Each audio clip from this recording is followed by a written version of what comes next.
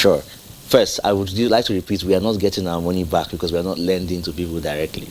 I will always repeat that. But I understand what your question in principle. So it is the banks that owe you? The financial institutions, yes. Banks, microfinance, also, and so on. But I understand the question in principle. I just wanted to clarify the potential confusion on the question. So the first is that beyond civil servants, there are white-collar workers.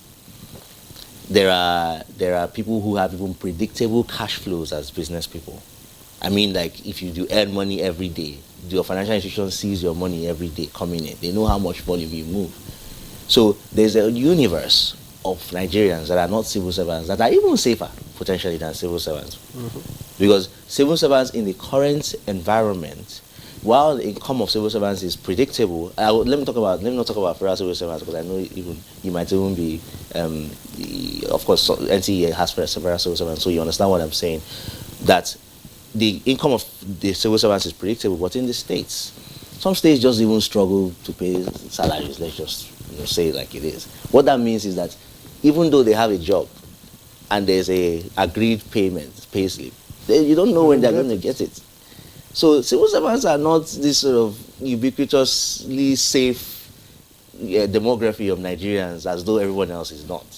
So it's just a question of, which is again why we have to work with the financial institutions, because they understand this thing better and they have the distribution, and there's also options. There are several hundreds of them. And so we will work with those that, one, have this consumer credit still on lock, or consumer credits on lock. They can track the predictable cash flows of people.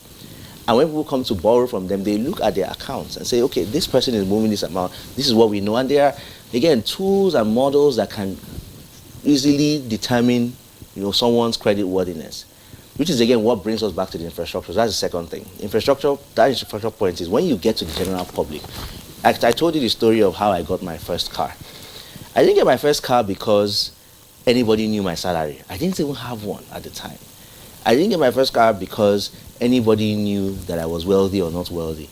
I got my first car because of my credit behavior that was written into my credit score, where I now ended up having 785 over 800. So very high. That was built over time. So this is why we need to get to that point where the decision on whether you get credit or not is based on an assessment of your behavior over time. Yeah. And the financial institutions will just lend to you because they know of how you behaved. Because there's a system they can go and check that they can trust. And that system is a true representation of who you are from a credit standpoint. Now, from this credit card, can someone participate, or if you like, get facility multiple times? Say you get credit with this first tranche, for example. So if you're not done paying that, could you get credit for something else? If your financial institution wants to give you credit, why not? If they make an assessment of your credit, you're probably unlikely to get it, because unless you, if I took back to the earlier conversation we had around 30,000 naira. If I earn 30,000 naira and I want to buy a television and it costs, in theory, 80. I don't think that there's an 80,000 naira TV now, but in theory, it costs 80,000 naira. And I borrow, instead of trying to buy a television, and let's say I decide I just want to buy a phone or a standing fan. Or a standing fan that is significantly cheaper.